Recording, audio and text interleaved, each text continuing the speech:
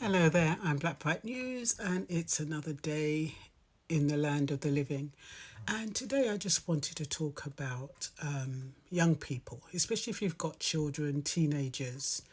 And everybody is looking, well, not everybody, but a lot of kids are looking for a way to be acknowledged, to be validated. And the ways that they do this is sometimes unhealthy and sometimes quite dangerous. Now, I was notified yesterday of the TikTok challenge. I'd never heard of it. There's also something called the Blackout Challenge. And this is where, and there's also got something called the Tap Challenge. And they do this on TikTok. And it's to see how many views that they get. Now, let me read out exactly what I received yesterday. The TikTok Tap Out Challenge. Although we have previously been made aware of national concerns around tap out, TikTok challenge professionals have now raised that it is known that children in Suffolk are taking part in this challenge. There has been lots of national media coverage around this TikTok challenge, but we want to highlight that this is happening in Suffolk. Now, I'd never heard of it. And that's the thing, I think, when people put something on social media, they assume that everybody is aware of it. It's the first time I've ever heard of it. I don't know if you've heard of it. Anyway, let me go on. It says, what is the Tap Out Challenge? The trend often involves a group of teens where one child places another child in a chokehold. Forearm is placed around the other child's neck and throat. The child performing the chokehold would then apply pressure, squeeze the neck until the child in the chokehold taps them on their arm, at which point this chokehold should be released. This can also involve other children tapping in to join the chain.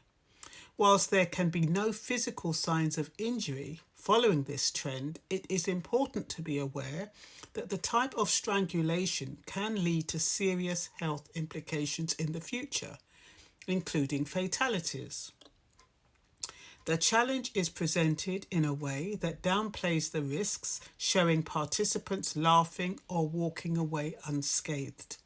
What they don't know are the serious risks like brain damage or even death that can result from asphyxiation. Children and young people are not aware of how easily these actions can cause serious harm. Trends such as this can change names quickly, so please be alert, talk to children and young people about it and report. Well, you don't need to report anything you see. Well, you can report anything you see, but I don't know how seriously it would be taken if the kids look as though they're playing and nothing's wrong with them. The thing is with when the oxygen doesn't go to your brain is that, it can cause all kinds of brain damage. Signs and injuries that to look out for: head injuries, as they can fall when losing consciousness, possible loss of memory, feeling confused or disoriented after being alone, marks or bruises on the neck, bloodshot eyes, which is conjunctival hemorrhage, scratches or red spots to the neck, eyelids, cheeks, and behind the ears, raspy or hoarse voice, severe headache. How and when did the TikTok Blackout Challenge start? They also got one called Blackout. The choking game is not new, but the Blackout Challenge has gained renewed attention on TikTok in recent years. The TikTok algorithm, designed to promote engaging and trending content, has helped such dangerous challenges spread quickly. When users interact with these types of videos, they're often shown even more similar content, creating a cycle that amplifies the trend. Reports of the Blackout Challenge resurfaced in 2021 and continued to appear sporadically, targeting impressionable young users. The challenge's presence on social media platforms makes it especially hard to trace and regulate. leaving many parents unaware of its existence until tragedy occurs. See, I didn't know. I didn't know anything about that. I don't know how many of you know. Sometimes when we see kids out in groups, we're just like, oh, I'm so glad they've got a friend. I'm so glad they've got someone to occupy their time. I'm so happy that they're happy, kind of thing. And yet we don't know. And the thing is, we have bullying in schools. I suppose that chokehold doesn't stop when the tap. I mean, they could provoke someone to participate who they don't like. And then when that person is tapping, they don't let go of that person. So it is very dangerous. And I think it's a good opportunity to talk to teenagers, if you have any, or to find out whether or not it's going on in their schools, or if they've even heard of it. But the thing is, with young people, what we watch, they don't watch. And like that article said, if if they watch one video like that, it's going to bring up more videos like that. We'd have to see one video like that in order to see more videos like that. And because we're not of that age group, I don't know how TikTok vets certain material, because we like YouTube, they have certain things that are just not available to children under 18. But I don't know how it works with TikTok and children and these type of videos involving children. The only videos I see with children are the ones where parents are making them do some kind of silly stuff. But I've never seen anything like. The nearest I saw was a dance.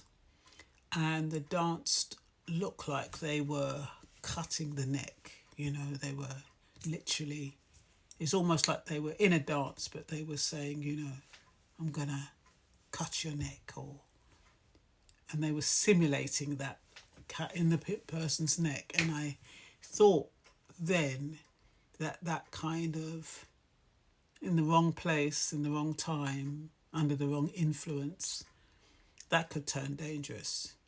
I don't see it so much on TikTok now, so maybe it's died a death. And I think one of the dancers did die.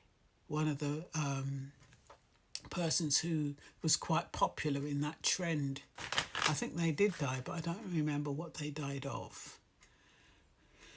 But yeah, so it's just about being aware, especially when we got young people, and especially making sure that they do feel a part of the family, that they do know that you love them, that they know that, and validate them, because so they don't need external validation.